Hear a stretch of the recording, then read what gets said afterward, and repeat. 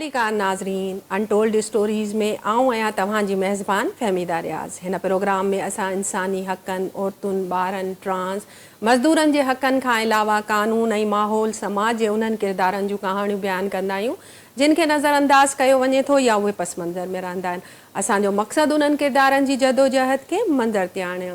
नाज़रीन, untold stories में अॼु असां मैडम म्यूज़ियम जी कहाणी ॿुधंदासीं। आर्कियोलॉजी पुराणियुनि शयुनि जो मुतालो आहे, ईअं खणी चइजे त तारीख़ जो सबूत आहे आर्कियोलॉजी। असां सां गॾु मौजूदु आहे आर्कियोलॉजिस्ट ऐं अजाइब घर जी माहिर डॉक्टर अस्मा इब्राहिम। पाण मुखी हाउस खां वठी करे पुलिस म्यूज़ियम ताईं शायदि को अहिड़ो म्यूज़ियम हुजे जेको डॉक्टर अस्मा न ठाहियो हुजे। इन जे करे जेको हुनखे मैडम म्यूज़ियम सॾियो वञे थो, अचो त हुननि जी कहाणी उन्हनि जे ज़बानी ॿुधूं था। सबसे पहले तो डॉक्टर अस्मा इब्राहिम, आपका बहुत बहुत शुक्रिया, आपने सिंध टीवी को टाइम दिया। अनटोल्ड स्टोरीज़ में आज आप हमारी मेहमान हैं, तो बहुत बहुत शुक्रिया। थैंक यू, मुझे बुलाने के लिए बहुत बहुत शुक्रिया। अच्छा डॉक्टर अस्मा, पहले तो हमें अपने बचपन के बारे में बताइए और फिर अपनी फैमिली के बारे में बताइए। अच्छा, हाँ, बचपन के बारे में थी जी, जैसे बचपन हो गया, तालीम हो गई, इस हवाले से मैं पूछना चाह रही जी, मेरा बचपन ज़रा काफ़ी टफ़ था बिकॉज़ मेरे वालिद का इंतकाल हो गया था जब मैं बहुत छोटी थी। तो फिर ये कि जैसे होता है कि हमारी फैमिली में मेरे वालिद की दूसरी वाइफ भी थी, उनके बच्चे थे। फिर कुछ चीज़ किसी के नाम नहीं थी। मेरे फादर का जब इंतकाल हुआ तो हमें फाइनेंशियली काफ़ी मुश्किलात हुई मुझे पढ़ने के लिए। तो मैं बहुत छोटी थी जब से मैं एक पार्ट टाइम काम भी करती थी, अपनी फ़ीस भी देती थी बिकॉज़ मेरी मदर एजुकेटेड नहीं थी, वो गांव की खातून थी और मैं पता नहीं बाय नेचर मैं उनको कभी तकलीफ़ नहीं देना चाहती थी। तो मैं अपना काम रात को कुछ काम करती थी पार्ट टाइम और फिर फ़ीस भी देती थी अपनी। इसी तरह मैंने अपनी तालीम मुकम्मल की, प्लस मुझे अच्छे नंबर आने पे स्कॉलरशिप्स मिलती थी, वो भी मेरी हेल्प कर देती थी। तो जब मैं ग्रेजुएशन में पहुंची तो फिर मेरी लाइफ में एक टर्न आया because you have to choose कि आपने एज ए करियर क्या लेना है। लेना है। जब मैं एक्चुअली साइंस स्टूडेंट थी, मैंने माइक्रोबायोलॉजी, केमिस्ट्री और ज़ूलॉजी में ग्रेजुएशन किया था। तो फिर मैंने उसमें एवोल्यूशन ऑफ एनिमल्स से लेकर लाइक इनवर्टिब्रेट से हम लोग वर्टिब्रेट की एवोल्यूशन पढ़ते हैं और वो आकर ख़त्म हो जाती है जहाँ पर एवोल्यूशन ऑफ मैन स्टार्ट होती है। तो मेरी लाइफ में एक बहुत बड़ा चेंज उससे आया and I just diverted from whatever I wanted to do in life. तो मैंने फिर सोचा कि मुझे इसमें देखना है कि इंसान कैसे बना था। एक क्यूरोसिटी थी कि क्यों हमें नहीं पढ़ाते हैं, क्या रीज़न है। तो मगर मुझे पता चला कि कराची में यूनिवर्सिटी में ये डिपार्टमेंट ही नहीं है, डिपार्टमेंट ऑफ आर्कियोलॉजी। बट फिर मैं लगी रही इसके पीछे और फिर मैंने जर्नल हिस्ट्री में एडमिशन लिया, उसमें 1 साल आर्कियोलॉजी पढ़ाते थे। So that is how my life took a turn और मैंने आर्कियोलॉजी की तरफ इंटरेस्ट लिया, आर्कियोलॉजी पढ़ी। फिर वहाँ पे एक और बड़ा सेटबैक था कि वो लड़कियों को फील्ड में नहीं भेजते थे यूनिवर्सिटी से, हमें नेशनल म्यूज़ियम में भेज दिया और लड़कों को फील्ड में भेजा। तो वो भी मेरे लिए एक बहुत चैलेंजिंग था कि ये क्यों होता है ना, इस तरह लड़कियों के साथ क्यों जाती है कि आप फील्ड में नहीं जा सकती। तो मेरे माइंड में उसी वक्त से ये था कि मुझे फील्ड में जाना है, मुझे आर्कियोलॉजिस्ट बनना है, जो भी कुछ होगा मुझे देखना है। तो टीचर्स हर वक्त जब मैं एवोल्यूशन की बात करती थी तो डिस्करेज किया जाता था, not only in Pakistan but आप कहीं भी दुनिया में एवोल्यूशन की बात करें तो वो उसको पसंद नहीं करते हैं रिलीजियस पॉइंट ऑफ व्यू से। बट मुझे एक जैसे चैलेंज हो गया था। So that is actually how I took up archaeology. और बाकी फैमिली का ये है कि मेरी फैमिली में कोई ज़्यादा लोग इंटरेस्टेड नहीं है मेरी फील्ड में ना उनको कोई इंटरेस्ट है कि मैं क्या कर रही हूँ एक्सेप्ट मेरी अम्मी। तो वो भी एक नदर स्टोरी है कि फिर मैंने किस तरह डिपार्टमेंट ऑफ आर्कियोलॉजी ज्वाइन किया, कितनी मुश्किलों से वहाँ पर भी लेडीज़ को वो इजाज़त नहीं थी ज्वाइन करने की। तो जब मैं मास्टर्स करके खुशी खुशी गोल्ड मेडल मिला तो मैं गई, तो मैंने डिपार्टमेंट में जाकर बात की तो उन्होंने कहा कि नहीं नहीं यहाँ पर ख़वातीन नहीं आ सकती हैं तो आप जाएं। फिर अनदर चैलेंज मेरे लिए था। तो बस फिर एक और लंबी स्टोरी है, अगर आप चाहती हैं तो मैं भी जी बता बिल्कुल, देती हूँ। हम तो नेक्स्ट वक्तन क्वेश्चन ज़ाहिर है आप ही की लाइफ के हवाले से बात कर रहे हैं, आपकी स्ट्रगल के हवाले से आप जी। बात कर रहे हैं, तो ज़ाहिर है उसमें कई मुश्किलातें भी आती हैं, कई सक्सेस भी होती हैं।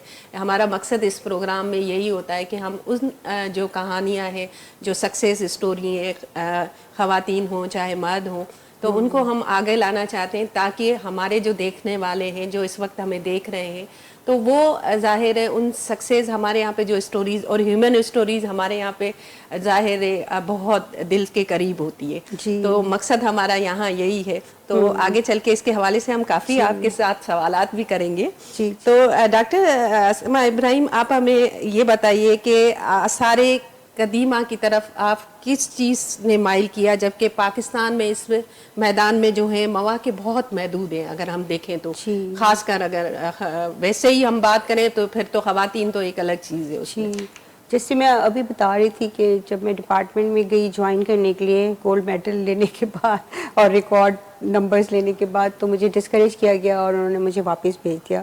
तो फिर मेरे पास और कोई हल नहीं था, फिर मैं डॉन में चली गई। वहाँ पर मैं फ्रीलांस काम करती थी, एक फार ईस्टर्न पब्लिकेशन होती थी, बच्चों की कोर्स बुक्स लिखते थे। तो फिर मैंने वो ज्वाइन किया फॉर सम टाइम। मैंने क्लास 4 और 5 सोशल स्टडीज़ और एंशिएंट हिस्ट्री लिखी बच्चों की।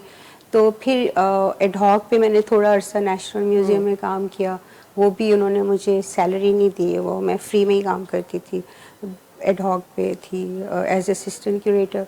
मगर फिर ये हुआ इत्तेफाक से कि एक एडवर्टीज़मेंट आया डिपार्टमेंट ऑफ आर्कियोलॉजी का, तो फिर मैंने उसके लिए अप्लाई किया। असिस्टेंट डायरेक्टर क्यूरेटर की जॉब थी, उसके लिए मैंने अप्लाई किया कि अगर फेडरल पब्लिक सर्विस के थ्रू हो जाएगा तो लेट्स ट्राई।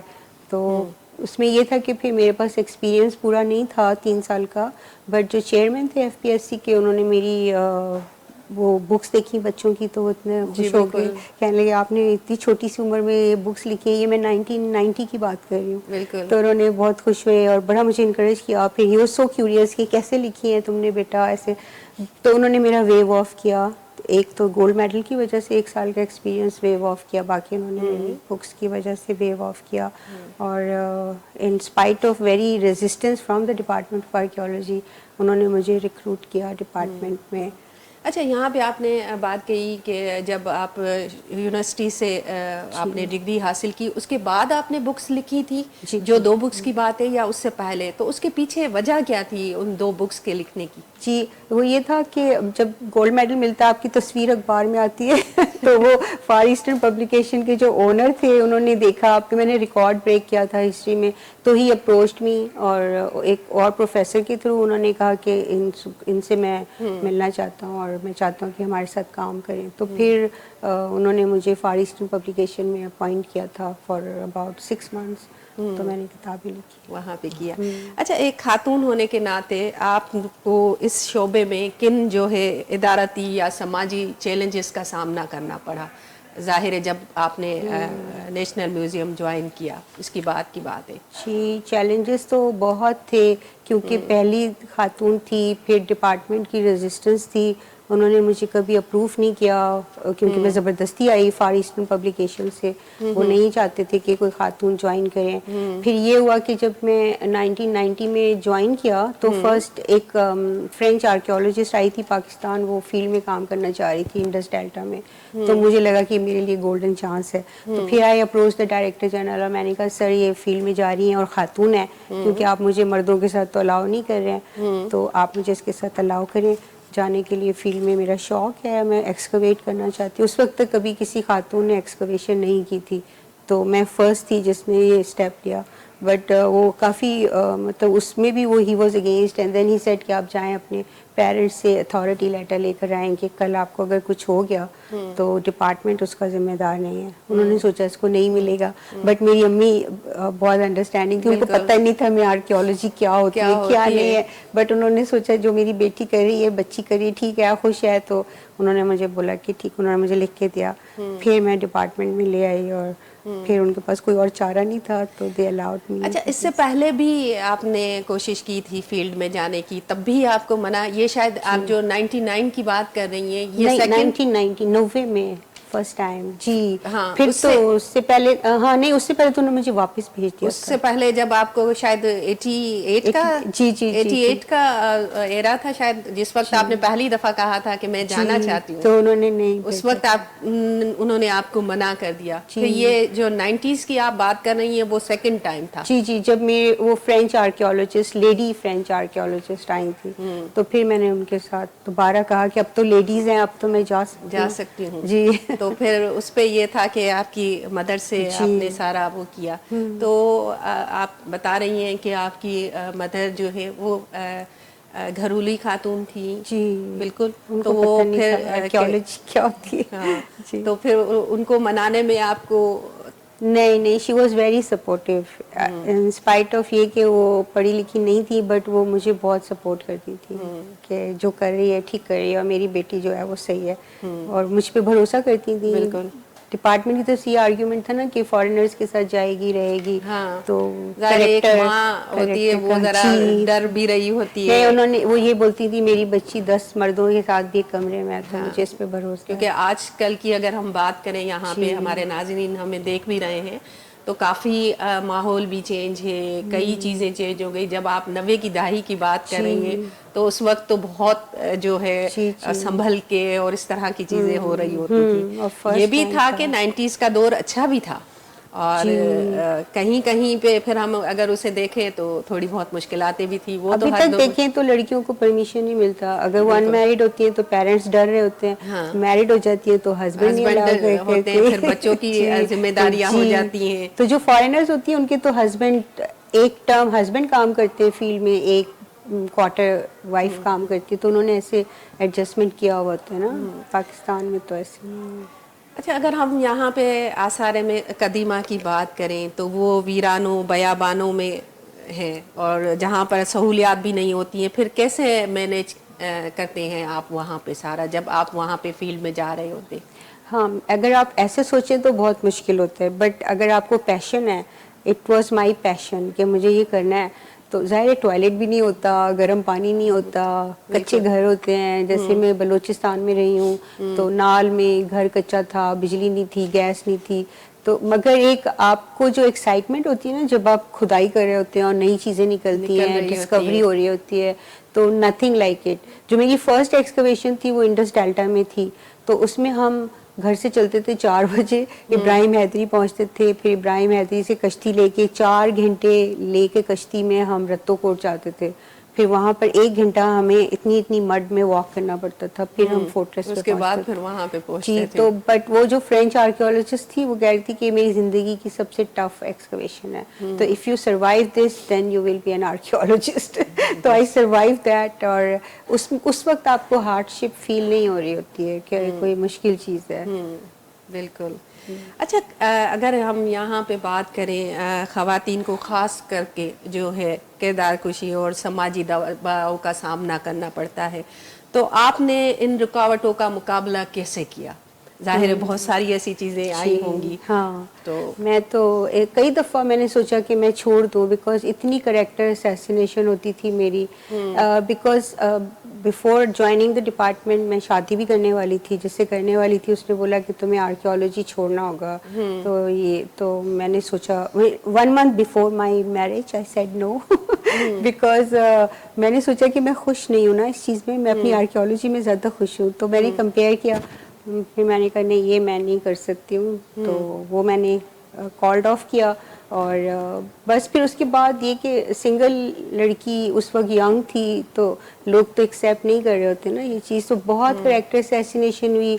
मैंने फर्स्ट केस भी किया था वर्क प्लेस हैरेसमेंट का अपने डीजी के ऊपर, बिकॉज मुझे उन्होंने एक्सप्लोरेशन ब्रांच में फर्स्ट पोस्टिंग एक्सप्लोरेशन ब्रांच में दी थी। वो एक स्टोर रूम होता था जिसमें पॉटशर्स होते थे, सिर्फ बोरियां भरी हुई, और स्केलेटन्स थे, और खिड़कियां भी नहीं थी उसमें, और रोशनदान छोटे छोटे से। तो उन्होंने सोचा कि ये भाग जाएगी डर और के, सारे मर्द ही मर्द थे, और तो वो भी लोअर बेचारे लोअर स्केल के थे, बट दे वर नाइस। तो फिर one day this DG came and you know this happened. फिर मैंने एक वर्क प्लेस हैरेसमेंट का केस किया, आई थिंक वो फर्स्ट टाइम था। کہ اس قسم کا کیس ہوا تھا ڈپارٹمنٹ میں اور ڈی جی نے مجھے کافی یہ 90s یا 99 کی بات ہے؟ جی یہ ہوا تھا 94 ہاں 94 یا کچھ ایسے نا مجھے اب ایئر یاد نہیں ہے. تو I fought this case for 1 year and I faced lot of criticism, character assassination from the department. جیسے آپ کو پتہ ہے سب لڑکیوں کو الزام دے رہے ہوتے ہیں کہ ایسے کپڑے پہن کے آتی ہیں, ایسا میک اپ کرتی ہیں, اسی لیے ابھی آپ اتنی گڈ لکنگ ہے تو اس وقت بھی آپ گڈ لکنگ ضرور اس سے زیادہ ہوں گی. سب مجھے الزام دے رہے تھے. اس سے بھی مجھے بہت رونا آتا تھا, روتی تھی, پھر میں سوچتی تھی چھوڑ دوں ڈپارٹمنٹ, مگر پھر بس نہیں چھوڑا, دل نہیں کرتا تھا. میں نے کہا کہ ان کے لیے میں ڈپارٹمنٹ کیوں چھوڑوں, یہ تو میں پاکستان کے لیے کام کر رہی ہوں نا. یہ ڈی جی تو آئیں گے چلے جائیں گے, تو why should I give up my passion. تو ڈاکٹر صاحبہ آپ نے پھر کبھی دوبارہ کسی نے آپ کو پرپوز نہیں کیا یا آپ کو کوئی ایسا پسند نہیں آیا جو آپ کے کام کے ساتھ آپ کو جو ہے وہ قبول کرے؟ کبھی ایسا کچھ ہوا؟ ظاہر ہے جب آپ ان مراحل سے گزر کے آئیں, ایک اچھی اچیومنٹ آپ کے پاس تھی, تو کبھی ایسا ہوا؟ جی ہاں بہت دفعہ ہوتا تھا. اور وہ بھی جو میں شادی کری تھی وہ اس لیے کہ میری ٹیچر نے ایڈوائز کیا تھا کہ جیسے ہی آپ ماسٹرز کر لو یو شوڈ گیٹ میرڈ. تو میں نے 3-4 لوگ تھے اس میں سے ایک چوز کر لیا, جیسے بچپنے میں ہوتا ہے. ہاں کہ ٹھیک ہے یہ والا ٹھیک ہے, یہ والا ٹھیک ہے. I think that was a wrong choice as well. But پھر اس کے بعد ہاں کافی لوگ آتے تھے, بٹ پھر مجھے مزہ نہیں آ رہا تھا کہ میں وہ I was so much into my career کہ مجھے دل کرتا تھا بس یہی کام کروں. فیلڈ میں جا رہی تھی, بہت میں نے کام کیا نا فیلڈ میں. میرے لیے تو ایک اوپننگ ہو گئی نا, Balochistan Sindh, I was everywhere. جی تو آپ نے نیشنل میوزیم میں 16 سال کام کیا بغیر کسی ترقی کے. جی اور یہ تجربہ کیسا رہا؟ کیونکہ آپ جہاں کام کرتے ہیں اور آپ کا کام بھی اچھا ہوتا ہے, اور 16 ایئرس بہت زیادہ ہوتے ہیں. جی 18 ایئرس. جی جی 18 سال. جی کوئی پروموشن نہیں ملا. تو بٹ ایسے سیم اسٹیٹ بینک میں ہوا, وہاں پہ بھی میں نے تقریباً 18-19 سال کام کیا, تو کوئی پروموشن مجھے نہیں ملا. یہ فیلڈ ایسی ہے نا آرکیولوجی کے, اس میں اوپننگز اتنی زیادہ نہیں ہوتی ہیں. بٹ میں خوش تھی اس لیے کہ میں نے اپنا کریئر ڈیولپمنٹ کیا. میں ایک ورلڈ فیمس آرکیولوجسٹ ہوگی بیکاز آف مائی ورک. میں پبلیکیشنز کر رہی تھی, ٹریننگز کر رہی تھی, پھر میوزیم کا میں نے پورا سیٹ اپ چینج کیا, ایگزیبیشنز لگانا, پورا ریزرو کلیکشن کو اوور آل کر دیا. ایک جوڑا لے کر آتی تھی گندے والا, وہ پہنتی تھی, پورا ریزرو صاف کرتی تھی. بس مجھے بہت مزہ آتا تھا ان چیزوں میں. تو اس کے لیے بھی میں اپلیکیشنز دیتی رہی تھی آل دیز ایئرز. یہ نہیں کہ میں نے کچھ نہیں کیا, بٹ ہوا کچھ نہیں. تو ڈس اپوائنٹمنٹ ہوتی تھی, لوگ مجھے بولتے تھے تو زیادہ ہوتی تھی, بٹ پھر مجھے ہوتا تھا نہیں مجھے پسند ہے تو یہ کرنا ہے. اچھا ڈاکٹر اسما, اگر ہم آپ سے یہاں پہ پوچھیں کہ عجائب گھر میں جو ہے وہ سکوں کی کیا اہمیت ہے اور ان کے تحفظ میں کیا کردار ادا کرتے ہیں؟ جی سکوں کی اہمیت, آپ جب ہسٹورک پیریڈ ہوتا ہے, جیسے ہم آرکیولوجی شروع کرتے ہیں پری ہسٹری سے, تو آرکیولوجی پیریڈ میں I think the most significant thing is coinage. جب کوائنز نکلتے ہیں تو ہمیں سم ٹائمز ہمیں ہوڈ بھی مل جاتا ہے. آپ پوری ایک سیکوینس بنا سکتے ہیں جو رولرز گزرے ہیں, جو ریٹن ہسٹری ہم کو نہیں ملتی ہے. فار ایگزامپل جیسے گریکس اس ایریا میں آئے تھے مگر ہمیں ان کا کوئی ایویڈینس نہیں ملتا. تو میرا جو پی ایچ ڈی تھیسس تھا تو گریک رولرز کے اوپر تھا جب الیگزینڈر دا گریٹ یہاں سے گزرا ہے. تو اس کا میں نے ایک فورٹریس بھی ڈسکور کیا انڈس ڈیلٹا میں, اور اس گریکس کوائنیج کے بیسس پہ میں نے 35 رولرز ڈسکور کیے جنہوں نے سندھ اور بلوچستان میں رول کیا تھا. تو میں نے ان کو ڈسائفر کیا, لکھا ان کے بارے میں, ہسٹری گریکس کی اس ایریا میں لکھی. تو اتنے زیادہ امپورٹنٹ ہوتے ہیں کوائنز کے, آپ اس کے بیسس پہ پوری ہسٹری لکھ سکتے ہو, ان کا ریلیجن آپ بتا سکتے ہو, کیا کپڑے پہنتے تھے, لیجنڈس مینز جو انسکرپشنز ہوتی تھیں وہ ان کے بارے میں کیا بتا رہے ہیں, پھر جیوگرافیکل ایکسٹینٹ آپ کوائنیج کے بیسس پہ بتا سکتے ہو, economic history, monetary system. I think it is one of the most important part of history. Historical evidence جو ہمارے پاس آتے ہیں اس میں مینیوسکرپٹس اور کوائنیج کا بہت میجر رول ہوتا ہے. नाज़रीन, हिते असांजो ब्रेक जो टाइम थियो आहे. असांजी ॻाल्हि ॿोल हले पई डॉक्टर अस्मा इब्राहिम सां. त किथे न वञिजो, हिकिड़ो नंढिड़ो ब्रेक वठूं था ऐं वापसि अचूं था हिकिड़े नंढिड़े ब्रेक खां.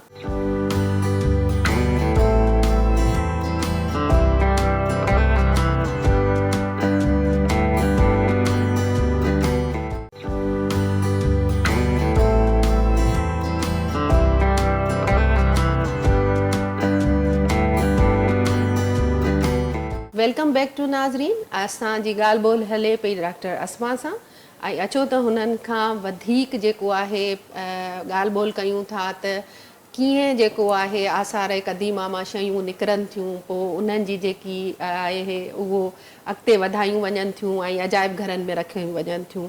त डॉक्टर अस्मा, हमें ये बताइए कि सिक्के जमा करने और उनके मुताले में अब आप ख़ास तजर्बा है आपको ना, तो क्या आप किसी ऐसी सिक्के की मिसाल दे सकती हैं जो तारीखी तौर पर बहुत अहम है? अच्छा, एज ए न्यूमिस्मेटिस्ट तो मेरे लिए तो हर सिक्का अहम होता है, बिकॉज जो सारे पहलू उस सिक्के में होते हैं वो हर सिक्के में होते हैं। बट जैसे अगर आप बहुत ही ज़्यादा इम्पोर्टेंट पूछें तो अब्दुल मलिक बिन मरवान जो हमारे उमैयद खलीफेट्स में से एक थे और बजेंटियंस के फौरन बाद इन लोगों ने हुकूमत संभाली थी, तो इनके कॉइन के ऊपर हमें इनका पोर्ट्रेट मिलता है। वो बहुत ही कम कॉइन्स थे जो इन्होंने इशू किए थे बाइजेंटियंस को फॉलो करते हुए। तो फिर एकदम से क्रिटिसिज्म उठा कि इस्लाम में पोर्ट्रेट जायज़ नहीं है। हाँ, तो इन्होंने इनका जो पहला सिक्का था उस पर 3 लोग खड़े हुए, अब उस पर भी एक बहुत बड़ी बहस होती रहती है। फिर किसी ने एक्सप्लेन किया नहीं, ये हज़रत अबू बकर हैं और प्रॉफिट हैं और ये रूलर है जो उमैयद थे। तो वो भी एक बहुत ही कंट्रोवर्शियल सिक्का था। और फिर इन्होंने अपने पोर्ट्रेट के साथ निकाला, वो कंट्रोवर्शियल में चला गया, तो वो इन्होंने फौरन स्टॉप कर दिए थे। वो बहुत ही रेयर सिक्के हैं और उसकी बहुत ज़्यादा अहमियत है। अभी भी वो मौजूद हैं जी, रखे हुए हैं हमारे नेशनल म्यूजियम में 2 थे, एक तो चोरी हो गया, गोल्ड के थे 2 और एक था, अब मुझे पता नहीं वो है या नहीं, बट बहुत ही रेयर सिक्के हैं। तो इस किस्म के जो सिक्के हैं वो तारीख के लिए बहुत अहम होते हैं। बिल्कुल। आपने अजायब घरों को जो नौजवान नस्ल है उनकी दिलचस्पी के लिए काबिल रसाई बनाने के लिए ऐसे कौन से इक़दामात किए थे? जी, काफ़ी सारे, जैसे मैंने जॉइंट प्रोजेक्ट्स किए। मेरा हमेशा से ये था कि हम यंग लोगों में इंटरेस्ट कैसे पैदा करें म्यूजियम्स का, बिकॉज आप खुद फील करती होंगी कि यंगस्टर्स इस तरफ नहीं आते हैं। एक तो उनको लगता है कि जॉब अपॉर्चुनिटीज़ नहीं है, फिर पैसा नहीं है इस फील्ड में, क्या करेंगे म्यूजियम में आकर। तो फिर हमने ये प्रोजेक्ट्स किए कि जैसे Karachi university visual studies department है, उसके स्टूडेंट्स को एक सेमेस्टर के लिए नेशनल म्यूज़ियम में ज्वाइन कराया। फिर उन्होंने जो डिज़ाइनिंग की, हर चीज़ की डिज़ाइनिंग की, टिकट, साइनेज एंड डिस्प्ले, तो वो जो उन्होंने एक सेमेस्टर का काम किया उसके बेसिस पे हमने उनको नंबर दिए। फिर स्टेट बैंक में मैं इसी किस्म का काम करती थी। फिर एक हमने बहुत बड़ी एग्जीबिशन लगाई जिसकी एक रिज़ल्ट था कि उसकी पब्लिकेशन भी हुई, उसके बेसिस पे मैनचेस्टर म्यूज़ियम में एक गैलरी भी बनी है।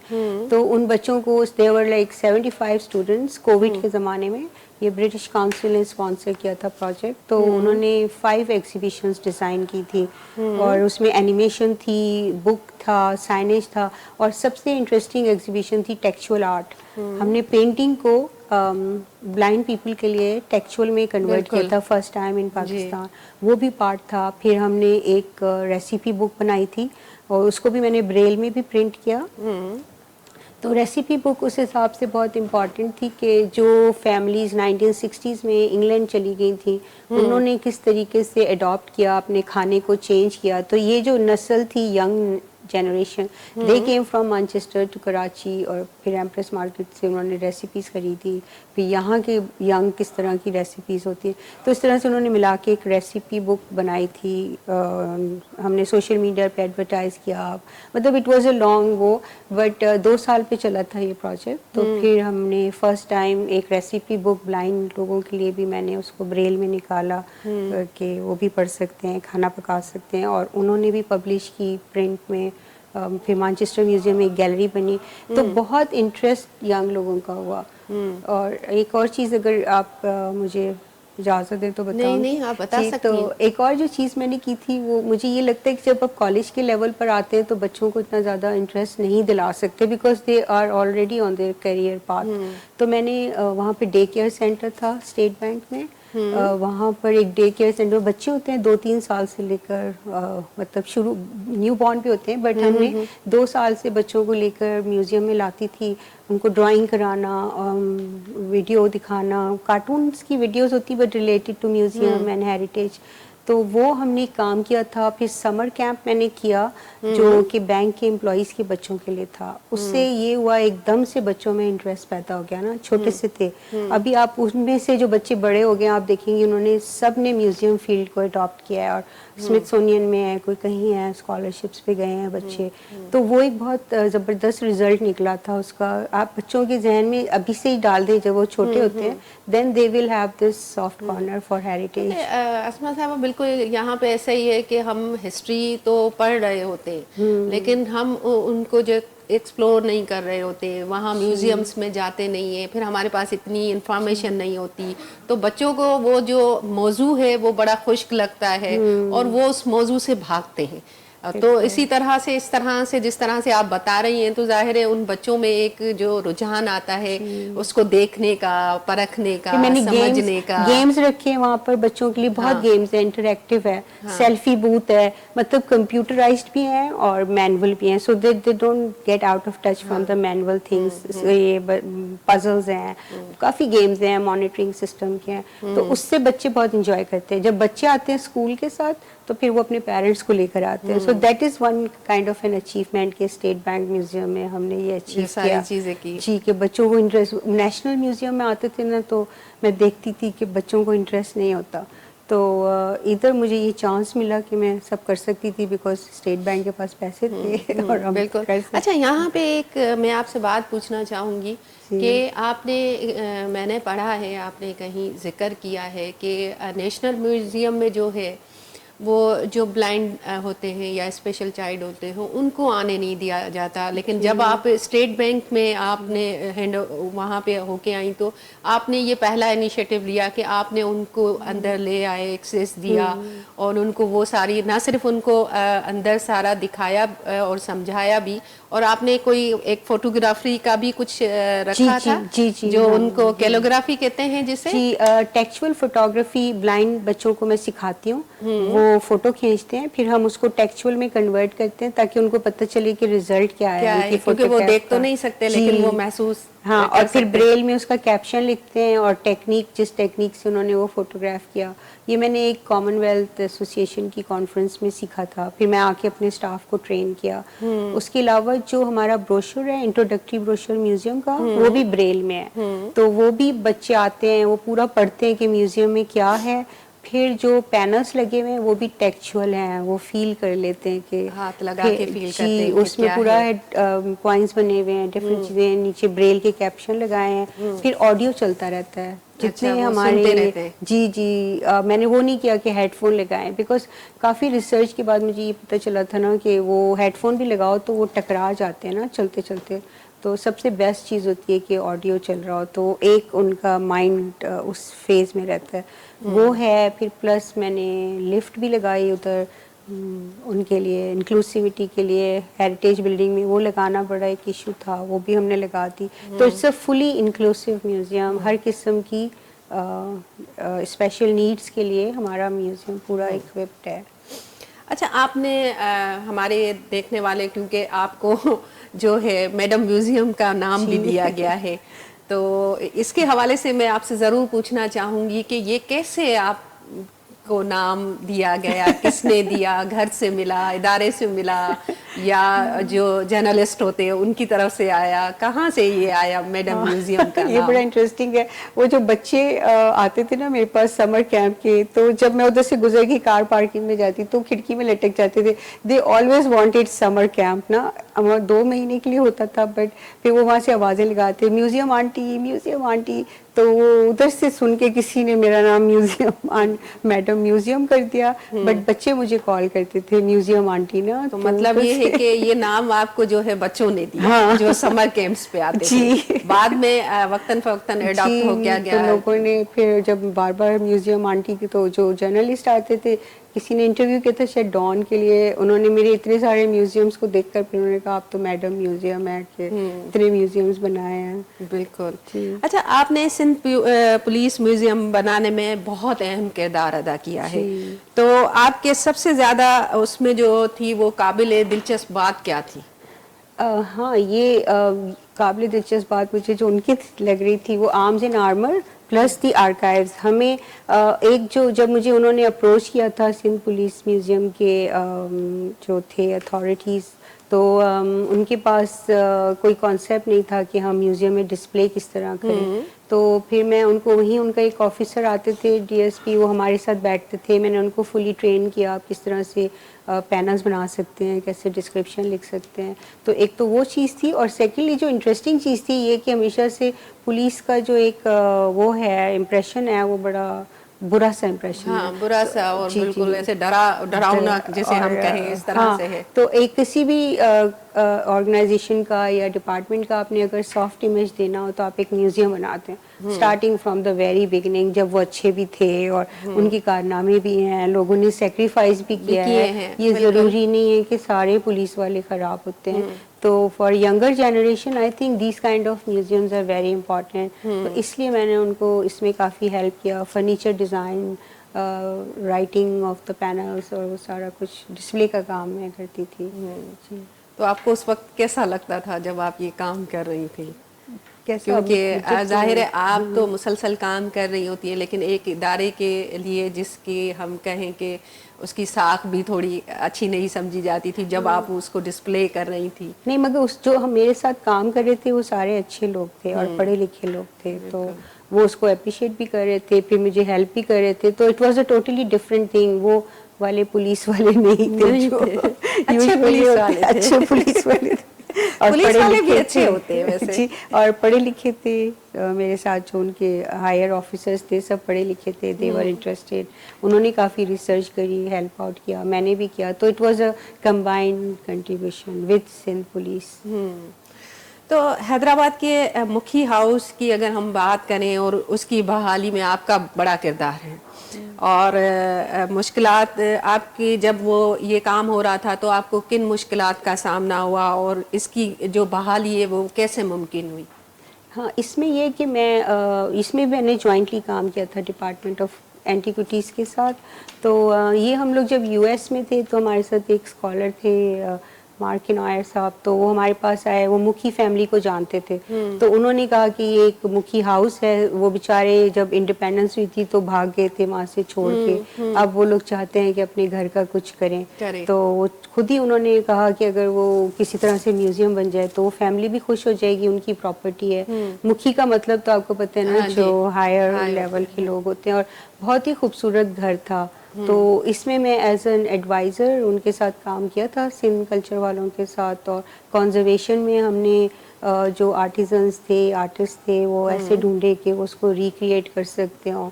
پھر فرنیچر اینڈ ڈسپلے. تو یہ بھی ایک انٹرسٹنگ کام تھا. پھر وہ پوری فیملی وہ ڈسپرس ہو چکی تھی پوری دنیا میں, وہ اکٹھے ہوئے تھے جس وقت اس کا افتتاح ہوا, سارے آئے تھے. جی, ان کی جو بڑی دادی تھی وہ بھی, اور لٹرلی وہ لوگ رو رہے تھے اپنا وہ دیکھ کر, اتنا وہ خوش ہوئے اپنا فیملی ہاؤس دیکھ کے. پھر انہوں نے ہمیں اس کی آرکائیوز بھی بھیجے, تصویریں بھیجی, ویڈیوز. تو پھر اس طریقے سے وہ بھی ایک بڑا انٹرسٹنگ کام تھا, جو کہ شروع میں مشکل لگ رہا تھا. بٹ گھر واپس لینا, پہلے اسکول تھا, پھر جل گیا, پھر کوئی دفتر بنایا تھا انہوں نے. تو جیسے ویکیو پراپرٹی ہوتی ہے اس طرح سے اس کا اتنا اچھا حال نہیں تھا. بٹ اب تو بہت خوبصورت لگتا ہے. اگر میں پچھلے دنوں ہی ابھی کچھ دن پہلے گئی تھی تو بڑا اٹریکٹیو لگتا ہے, اور ایک اچھا سا ویو ہے وہاں پہ, اور اچھی سی فیلنگ آ رہی ہوتی ہے. ایسا لگتا ہے کہ آپ اس دور میں چلے جا رہے ہیں اور اس دور میں موجود ہیں. تو یہ بالکل اچھا رہا. اچھا, ہمیں یہ بتائیے گا ڈاکٹر صاحبہ کہ نئے عجائب گھروں کے قیام کے دوران کیا مشکلات کا سامنا کرنا پڑتا ہے؟ اب سب سے پہلے تو مشکل یہ ہوتی ہے کہ آپ ان کو کنونس کریں کہ آپ میوزیم بنا لیں, ٹھیک. اور سیکنڈلی یہ کہ بہت سارے آرگنائزرز ایسے ہوتی ہیں کہ وہ زیادہ پیسے نہیں دے رہی ہوتی. تو خیر میں اپنے لیے تو پیسے لیتی نہیں ہوں کبھی بھی, کیونکہ مجھے پتہ ہے اگر میں اپنی فیس لوں گی تو یہ لوگ کہیں گے نہیں میوزیم کی کیا ضرورت ہے. تو مشکلات پھر آرگنائزیشنل ہوتی ہیں, پھر فائنینشیل ہوتی ہے. دو قسم کی ہوتی ہیں. اب جیسے ہم بلوچستان میں میوزیم بنا رہے ہیں تو فائنینشیل تو اتنی زیادہ نہیں ہے, بیکاز ہمیں گرانٹ ملی ہے یو ایس ایمبیسڈر کی, ہم نے کمپیٹ کیا تھا. بٹ آرگنائزیشنل تھی اور بہت زیادہ تھی, اتنی زیادہ ریزسٹنس میں نے लाइफ में कभी फेस नहीं किया है म्यूज़ियम बनाने के लिए। और ये मेरा एक ड्रीम था कि मैं बलूचिस्तान में एक म्यूज़ियम बना दूँ। जब से मैं 1990 से मैं बलूचिस्तान में काम कर रही थी, and I used to feel bad for Balochistan कि इधर कोई म्यूज़ियम नहीं है, लोग पढ़े लिखे इतने नहीं हैं जो कि सामने आ रहे हों। तो स्मगलिंग बहुत होती थी वहाँ पर। तो म्यूज़ियम बनाने का एक मकसद ये भी होता है कि आप स्मगलिंग को रोकें, ताकि लोगों को अवेयरनेस हो कि ये आपकी हेरिटेज है, इसको आपने बिल्कुल, बाहर इसमें नहीं इंग्लिश के भेजना। हवाले से आगे चल के ज़रूर मेरे पास आपके लिए सवाल है। हाँ, तो इस पे ये तफसीली बात होता है। करेंगे। अब जैसे इस म्यूज़ियम में मुझे काफ़ी रेजिस्टेंस हुई, इवन जो स्टेट बैंक ने मुझे एम्प्लॉय किया था उधर मुझे बहुत ज़्यादा रेजिस्टेंस हुई थी। बहुत मुश्किल काम था सेंट्रल बैंक में म्यूज़ियम बनाना, ऑल्दो गवर्नर्स मेरे साथ होते थे, बट डिफरेंट डिपार्टमेंट्स की रेजिस्टेंस, लोगों की financial, I mean it's a long list. तो होता है म्यूज़ियम के लिए। मेरा ख्याल है हमारे मुल्क में तो ज़्यादा होता है, बट बाहर भी होता है। बट बाहर ये कि कमेटियाँ होती हैं, सब साथ में चल रहे होते हैं, हमारे यहाँ सिंगल हैंडेडली काम हो रहे होते हैं, तो वो बहुत मुश्किलात पैदा करता है। बिल्कुल। अच्छा, ये हमें बताइए डॉक्टर अस्मा कि आपने आसार कदीमा में जो है कई खुदाई के मंसूबे में आपने काम किया, जिसमें हम बात करें, जैसे आपने बलूचिस्तान की बात कही, सिंध के हवाले से हम जो है मोहनजोदड़ो की बात करें और भंबोर की बात करें, तो ये सब शामिल थे। तो इनमें अब जब आपने काम किया था तो किस तरह आप वहाँ पे ये काम कर रही थी? हाँ, जैसे बलूचिस्तान का तो ये कि मैं डिपार्टमेंट की तरफ से जाती थी एज अ डिपार्टमेंटल रिप्रेजेंटेटिव। तो को डायरेक्टर होती थी, जैसे फॉरेन मिशंस आते थे, जर्मन था, फ्रेंच था, उनके साथ मैंने काम किए इन मिशंस के साथ। और मतलब उस वक्त इतना अच्छा सलूक नहीं किया जाता था डिपार्टमेंटल रिप्रेजेंटेटिव से, बिकॉज एक रिप्रेजेंटेटिव होता था और वो पूरा मिशन होता था, तो वो ज़्यादा स्ट्रॉन्ग पोजीशन में होते थे, हम उनको कुछ कह नहीं सकते थे कि आप क्या कर रहे हो। तो वो मुझे बहुत फील होता था। फिर उसकी वजह से मैंने रूल्स अमेंड करवाए। अब कोलैबोरेशन होती है डिपार्टमेंट की और फॉरेन मिशन की, इक्वल लोग होते हैं। तो उस वक्त ये बहुत ज़्यादा डिफ़िकल्टी थी। एंटिक्विटीज़ वो लोग ले जाएं, एक आदमी क्या कर सकता है, एक रिप्रेजेंटेटिव तो, और पाकिस्तानियों को वो कोई वैल्यू नहीं देते थे, तो बहुत ज़्यादा डिप्रेसिंग था। बट मैं फिर भी अपने शौक़ की वजह से लगी रहती थी कि नहीं करना है। तो वो अलाउ भी नहीं करते थे कि आप एक्सकवेट करें उनके साथ। एक फ्रेंच मिशन था, वो मुझे अलाउ नहीं करते थे। तो इस तरह की काफ़ी मतलब ज़्यादतियाँ वो लोग कर रहे होते थे डिपार्टमेंटल रिप्रेजेंटेटिव के साथ।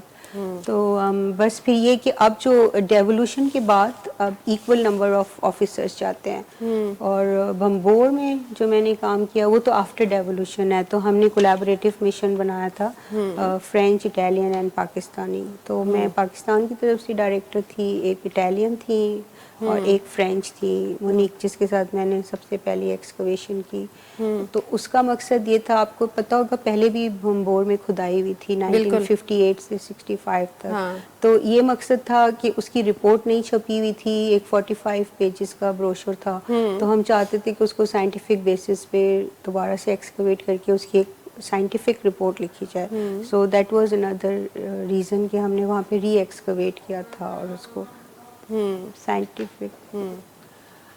नाज़रीन, ही असांजो जेको आहे तव्हां ॾिसी रहिया आहियो, ही असांजो पहिरियों पार्ट आहे डॉक्टर अस्मा इब्राहिम जे हवाले सां, जेको तव्हां ॾिसी रहिया आहियो।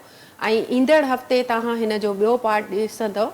त हिन प्रोग्राम मां पंहिंजी होस्ट फ़हमीदा रियाज़ खे इजाज़त ॾींदव। अला वाही।